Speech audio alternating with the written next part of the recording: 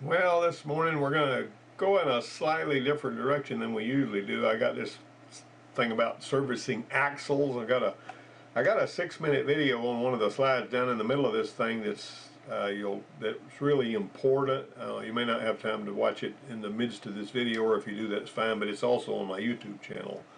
You know, everybody knows about ring gears and pinions. If you're much of a gearhead at all, there's some things about them that I knew about them for a long time, but there was a lot that I didn't know about them, and I had to kind of learn that early on back in the 70s, like the right way to replace the ring gear and the pinion. If you don't set them up right, they'll whine and they'll howl and all that kind of thing. And if they're set up wrong and they whine and they howl too much, it'll mismatch them. They only come as a match set, the ring gear and the pinion. So that's something that needs to be understood. That if you got whining and howling gears in the rear end, and somebody has just replaced the ring gear and pinion, it may not be set up right. You got to set it up right, and it's more difficult to make the adjustments on some of them than it is to tell when it's. In other words, you can find out if it's not set up right, but changing it, pinion depth is difficult to change. If you know, because you had to have a shim that goes right behind this gear, and then the side clearance, you know, the backlash between the two gears is important and all that. I'll get into that. Ring gear and the pinion. Maintenance, basically you're looking for oil, checking the oil level, looking for leaks, replacing leaking seals. A lot of times you got to remove the rear axles and drain and replace the fluid.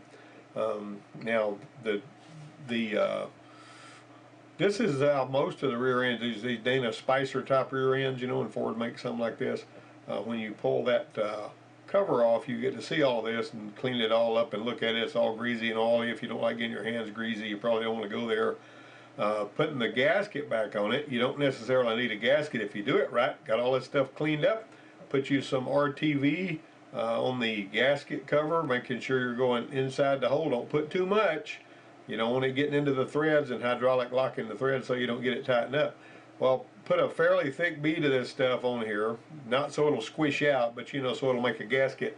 You tighten those with your finger and make it to where it's, you know, there's enough of it there where you can let it skin over. You know, wait about 25 minutes and let that RTV start to skin over, then tighten it up the rest of the way. You've made yourself a gasket, and that's the way most of these are done, even from the factory. Now, you can get gaskets if you want to buy one, but if you've got a tube RTV, you can take care of that.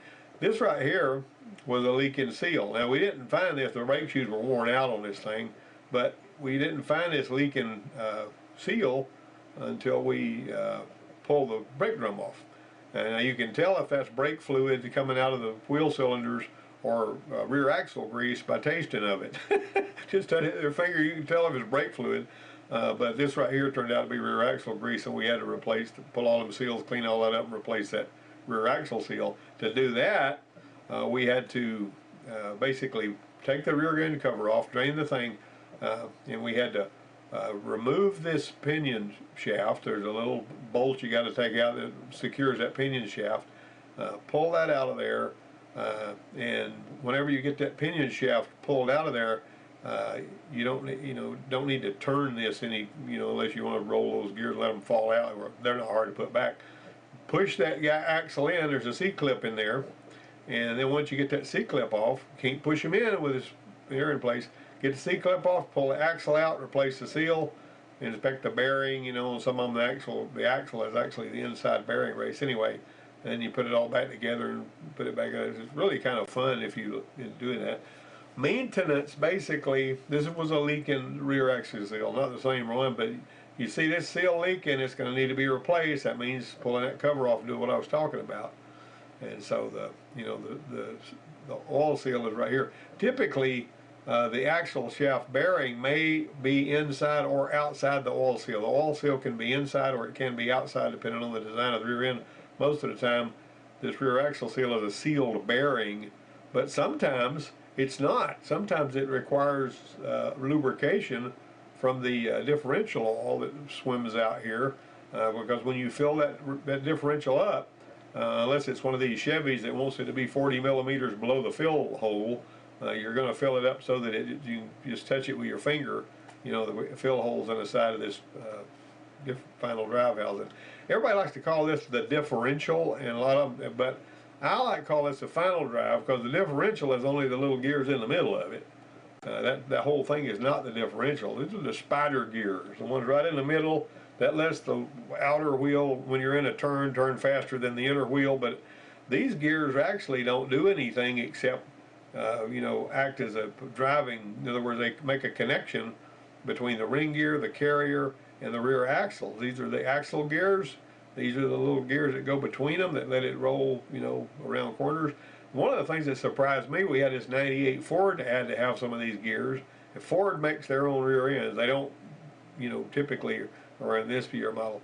So a Ford rear end, you could buy a set of these gears right here for $52 on a 98 Chevy that we also had to do. That Daner / Spicer typically makes their rear ends, and they have to buy the parts from them. They mark them up, and after they go through a bunch of middlemen, $423 or something like that, which was astonishing to me when they were 52 on a Ford for them to be that, almost 10 times as much on a Chevy. But the gears don't look any different, and they're not better. A lot of times, though, these are the gears that bust and come apart whenever somebody has really been working one too hard, because these gears right here, there's a tremendous amount of pressure on these gears, and they're pretty robust, but they'll break a lot of the times when the tires are rolling. The spider gears are actually moving along with everything else. And up in there you see the pinion gear spinning, and right here you see the ring gear spinning. You got both tires rolling. If you stop one tire, those spider gears in there will start working so that one tire can turn faster than the other. Oh, that's too fast. Got it? Looks all sticky and stuff. What you're seeing on the right-hand video is when you might have noticed if you got one on the lift and it's in park and the drive shaft's locked in one position, when you turn one wheel, the other wheel turns the opposite direction, and these gears are the reason for that. But these gears also let one wheel turn faster than the other when you're in a turn. See, so this is actually the differential in here, and this is the differential carrier. But the ring gear and the pinion are a part of this whole package, and that's why I like to call this whole thing the final drive instead of calling it the differential. Differential sounds really cool, and a lot of publications will actually call it that. But there's more to this than the differential. Now you got to understand these gear ratios. Watch that little video I made there.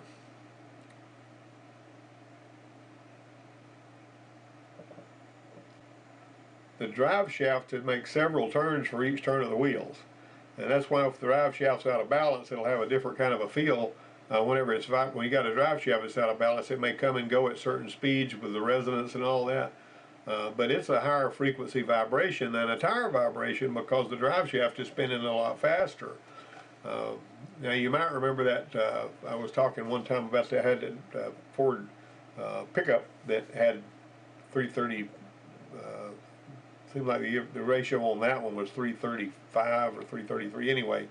And that particular one, it's not always going to be exactly one of these numbers, but it'll be close to it. That's how many, 3 is how many turns of the pinion, 3.31 to 1 turn of the ring gear. And it's basically you can count the teeth and tell what the ratio is, because you're going to have a bigger teeth on a lower ratio and a smaller teeth on a higher ratio.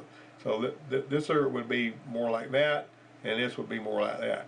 Your hot rods are going to have these because they want to get off the line quicker, but they'll have a lower top speed, fewer, lousier gas mileage. When I went from 330, 335 or 333, what other gears was in that 74 F100 I had, to 275 gears that came out of a Ranchero. It was a pumpkin that you could stick in there. I had to set it. It was already set up. You just drop that pumpkin in there and put your axles in and bolt the flanges out there behind the brake drums. But anyway, the long and the short of it is I doubled my gas mileage from 7 miles to the gallon to 14 miles to the gallon when I went from the 333 gears in that truck to the 275 gears.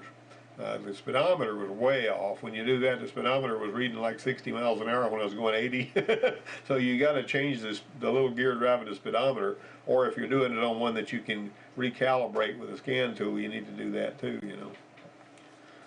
Now this is a semi-floating axle. The axle shaft actually supports the weight of the vehicle, and so while the axle's you know, torque. You know, so basically you got getting torque. The wheels are getting their torque from this, but this axle is actually supporting the entire weight of the vehicle, and that's important to remember.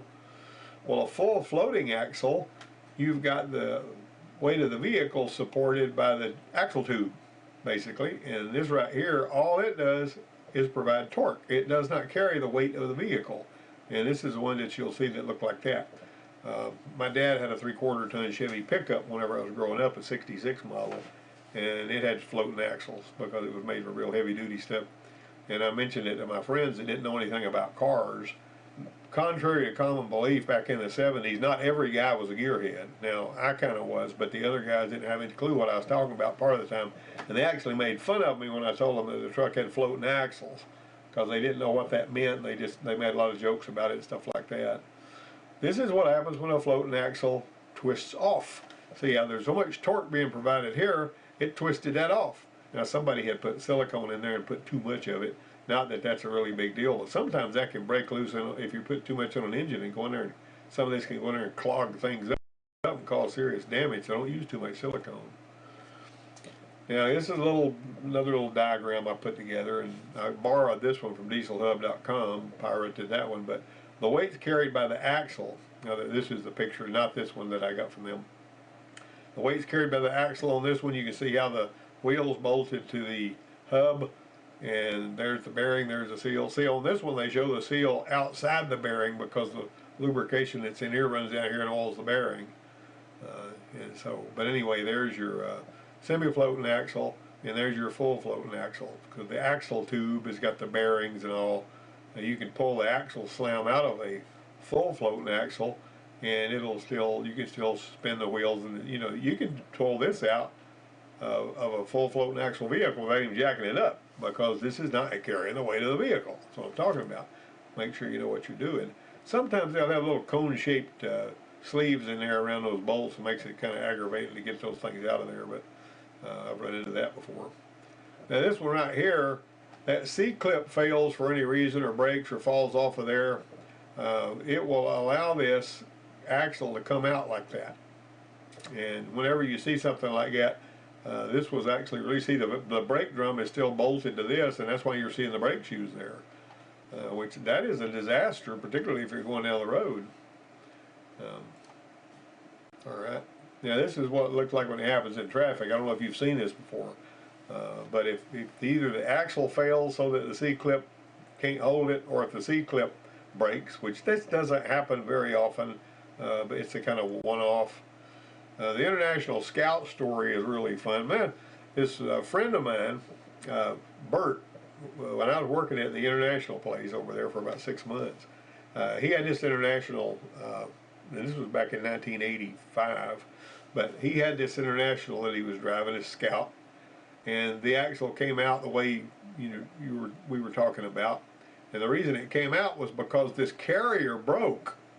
Right here, it broke just like this. Now I created this illustration, but that carrier broke, and this is what the carrier looked like on that thing. Okay, because it was wobbling around when it broke, I told him, I says, Bert, how far did you drive this thing with this carrier broken? Because if those gears were flopping around, you may have mismatched the ring gear and the pinion, and we may have to replace the ring gear and the pinion. And Bert says, well, I didn't drive it hardly at all. You know, when I heard that noise and that axle came out of there, I just quit driving it. Well, he drove it a lot more than he said he did, because I replaced this carrier. It was like $65. And so I said, okay, so let me put it all back together, put the ring gear bolts to this, you know, and of course the spider gears go in here, and you got bearings out here and all that hogwash. But I put it all back together and set the preload, and I set the gears up, and I drove it, and them gears just sung and whined and all. I said, he mismatched the gears. And so I said, we're going to have to call Bert and tell him he's going to need gears, and that's going to be another $300. And so the boss man says, there are some axles down there behind the shop laying in the weeds, And one of them is bound to have the same gear ratio as that one. Now on a four-wheel drive, the rear and the front ratios have got to be exactly the same. And so I found one of them down there that had the tag on it that told me that the ratio was exactly the same. And these things have been laying in the sun, I mean laying in the rain for years. And so I pulled the cover off of it, and I saw a ring gear and a pinion that was just so rusty and pitted and all just a nasty mess. And I said, we can't use this. This is ridiculous. And so the boss man says, I just go ahead and, put them in there. He was paying me on the clock instead of commission, He says, go ahead and put them in there and set them up and see what they do. So I put those rusty gears in that thing, and I set them up. I used grease for the marking compound to get the pattern right. Got the pinion depth set right. I got the preload. I got the gear backlash set right. That was the quietest rear end I had ever seen in a vehicle. I mean, I couldn't believe as rusted and pitted as all these gears were, and how horrible that looked. I could not believe how quiet that was. That sounds physically impossible, and no self-respecting mechanic would put gears like this in there unless you were just going to, drive it for a clunker. But as long as he owned that vehicle, he drove it with these pitted, rusty gears in there. Just boggled my mind. All right, if it won't move, don't force it. I put a Myco brake lock system on a big truck that we had when I was working in the offshore services business down there doing fleet maintenance. And I don't remember why, but this was a brand new truck, had an 8-liter engine in it. And they wanted me to put a Myco brake lock on it. Well, what that means is you turn this lever, you stomp the brake a few times, and it holds the brake fluid real solid at the rear wheels, and that keeps you from driving. I mean, keeps the vehicle from rolling under any circumstances. It's just going to slide. Well, the shift changed. Somebody had set the Myco brake. The guy that got in the truck didn't know it had Myco brake, didn't know anything about that lever you're supposed to release before you try to drive the truck off. He just kept trying to drive it off, twisted an axle off. And this was nearly a brand new truck. But boy, that 8-liter is a stud. And that was the weak link right there. The weak link is what's going to break. That was the weak link. He kept trying to drive it away and drive it away and drive it away. You know how people just keep going harder and harder and harder because it won't move, instead of saying, hey, something's wrong here, and going and find somebody. This guy just kept trying to force it, and he busted an axle. So I had to go in there and replace an axle on that doggone thing because that knothead was trying to drive it. A lot of those dock workers barely knew how to drive a truck anyway. CV joint instead of a regular U joint. This will allow you more turning. Like if you're going to put this as the outside CV joint, inside CV joint will plunge, but it doesn't have a lot of movement like the outside one does. The outside one, you can turn this thing really sharp, and it will give you nice smooth transmission of torque without feeling all these cyclic vibrations. A U joint like this down here, you might notice if you've got a wiggler on your socket and you're using an air ratchet or something, and you bend that wiggler too sharp, unless it's one of these impact wigglers, that the black ones, if you bend it too sharp, you'll feel it like that, and that's what drive shafts will do too with that kind of U joint. However, a double cardan U joint like this can bend 70 to 80 degrees because it's got two of these, right? Of course, that takes up a little more room, but a single cardan U joint won't go but about 25 to 30 degrees before you start feeling that cyclic vibration, and that's the deal on that. Got to understand the different styles. They used to call this the Rockwell style. That's the kind I had in that F100 that I popped in there. This nut right here is how you set your backlash and your gear load. You don't have to use shims on this. I love that because it's a whole lot easier. You can set this one up in the vise, get it just like it's supposed to be. You don't have to be under the vehicle. But when you turn that through and you get that gear pattern right, if you've got your pinion depth set right and you got your backlash right and this will help enable you to preload the gears too. Those gears have got to be preloaded so that they can't do anything except turn. They can't let the gears wiggle and move around any kind of way, or you're going to have big trouble. Well, to pull the axle out of this one here so you can get that chunk out of there, you got to unbolt this. See these bolts right here? You got to unbolt this and there'll be a hole in here where you can put your socket through there. There'll be a big enough hole where you can turn that around and get all four of these bolts out. You pull this out, get it out about that far on both sides, and then you can just take all these bolts out and pull that chunk out of there. Of course, you got to pull the drive shaft out and all that. You know that. These other ones, you take that center, this out like I was talking about, push it in, get that C-clip off there, pull the axle out, and that's how you get the axle out of those when you're replacing the seal and stuff. Don't put a floor jack under this, because if you do, you're liable to bust it. I've seen knotheads at dealerships that didn't think anything about this. First time I ever saw an aluminum differential housing like this that had CV axles going out to the wheels was in a Merkur XR4Ti. I went to school on those, and they had this differential like this that was, I say differential, see me using the word differential. The final drive housing was actually aluminum, and if you put a jack under there, you will bust that darn thing, and you'll wind up having to put another one on there. When it's leaking, check the vent. It's usually a little small inconspicuously mounted thing, and it can stick due to contamination, and it's also got a little teeny orifice in the middle of it. It's not just a wide open hole. It's got a little small, I'll show you that. And it allows pressure to build up inside the housing, and it stresses out the seals. That's what a clogged vent looks like. Look at that thing. There's one of those usually on the transmissions on a lot of vehicles too. If you've got a transmission that started, leaking from the seals, sometimes all you got to do is clean the vent, and that seal will quit leaking. But if you got a leaking seal, finding out the reason for the leaking seal is really important. And if you see one of these clogged up vents, you got an issue there. This is what the vent is supposed to look like. It's not clogged, rattling around loose and all that. Just to make sure it's not clogged up with crud on the inside, though, you can actually screw that out of there. And right here, and we don't want to just take an impact wrench and put it on here and spin that off. And the reason is there's a crush sleeve in here that's giving us the right preload for these bearings. All right, so we got to know exactly how many turns we turn this thing. When we put it back on there, we got to put it on exactly where it was. And it seems like it would be fairly simple to just pull this off and then pop another one, put the seal in there and stick it back on there. You can't do that because you'll make a mess and you'll overload the bearings, mess up the crush sleeve, cause you have to do a bunch of work on the rear end. But what we're going to do is lower the car and lock the park brake so that that thing will be in the same spot and won't move. And that way we'll be able to count turns and tell where we're going to put that exactly in the right place where it came from. Brake is locked. Having locked the park brake, we're going to raise it back up and we're going to take that flange off.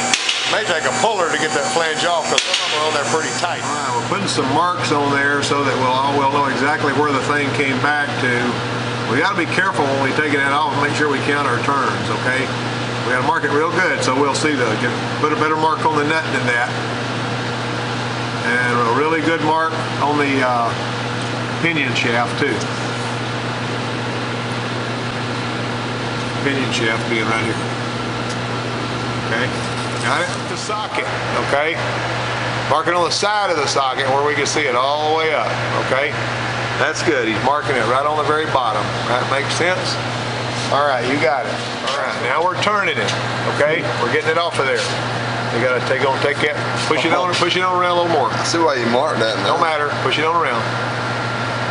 All right, you got it? All right, we're coming on. He's going one full turn. Now we're gonna get a ratchet, and every time this white paint mark on the socket passes the white mark we put on the flange, we'll know that's a turn, okay? 4 turns. 5 turns. 14. 15, 16, whoop, yep, 16 and a half turns, got the nut off. Use a regular old everyday balancer puller to pull this thing off of there. Although we're not going to use those 2 holes. I know. You know better than that. We got to use the ones that are directly across from one another, okay? And we fumbled around and dropped the bolt. Okay, use the one directly across from it. Those are SAE. 3/8 SAE. All right. We got nuts and washers, and we're going to mount this thing on there. We're going to go ahead and see if we can pull that flange off of there. And the flange comes off with no problem. It is a good idea to have a drain pan ready, which we didn't, and we knew better than that. In the meantime, I'm catching this with a rag while he gets a drain pan and puts under it. Okay. Now we're ready to take our seal out of there and replace it with a new seal. You won't like it though, haven't you? Oh, there it came. We got a seal. Yeah. There's a seal. There are seal drivers for this. If If you don't have one, you use a piece of wood and a hammer and be really seat it with the wood. Hit it harder than that. All right, go to the other side. All right, that looks pretty good, doesn't it? Yeah, so we got us a new seal in there. Now we got to get our flange and put the flange back on there. Make sure you line that white up with the white on your nut. on your nut. I'm in the bolt thing. Well, it's not a bolt, it's actually. That good? All right, that's good. Now you're gonna. Yeah, so it's a half a turn, so we're gonna start going on there like that. Now that's our half turn. Now we're gonna go 16 turns. Okay, we're going around and around. 1, 2, 3, and. Right there, see, that's where it was, and that's where we needed to be, okay? Got it? Now we put the drive shaft back in. The question we have now is, why did the seal blow to begin with? Because these seals don't routinely blow. Now Chase noticed when he was checking the transmission, the differential grease earlier, and when he pulled that plug out, it had pressure trapped in the rear end. And he said it went poof when he pulled it out. That tells me we got some clogging in our vent hose right there. That vent is supposed to let the air come and go. So what we need to do is we need to see if that hose is stopped up. And what we're going to do there is we're going to try to get it off of there. We're going to investigate and see if it's got clogging. All right, it's not wanting to come off, but we made it. Now try to blow through it, Chase. Can you blow through it? We'll take the fitting out of there and we're going to see what we can see. We need to investigate this or we'll be blowing another seal. It shouldn't have pressure in there. It ain't supposed to? No, it's not. There we go, we got it. Now then, let's get it in the light. We got a little good light here.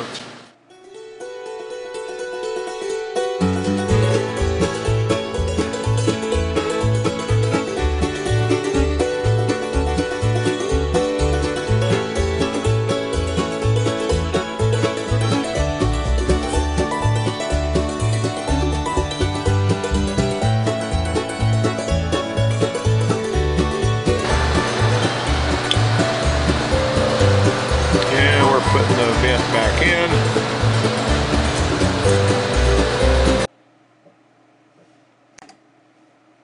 in. Alright, setting your pinion depth and ring your pinion backlash is an art, as the gear contact pattern tells you if you got it right. This one here is set up the right way. See how those, what that pattern looks like? This is when you're checking backlash. You got to set that dial indicator up so that you're seeing how much this gear moves. Clink, clink, clink, clink, clink, clink, you know.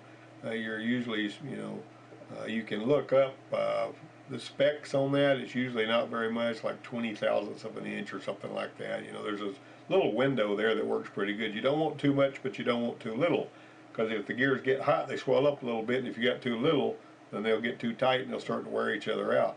If there's too much, you'll have a bad pattern and can cause them to sing, but it can also go clunk too much when you put it in gear. Of course, slack in the differential will also make a clunk when you put it in gear. But see, this is what it's talking about. There's a pinion shim here. This illustrates that. This is from a GM training manual, and all. It's pretty good stuff. I got some more information with verbiage on this too. If any of you guys are interested in that, just let me know.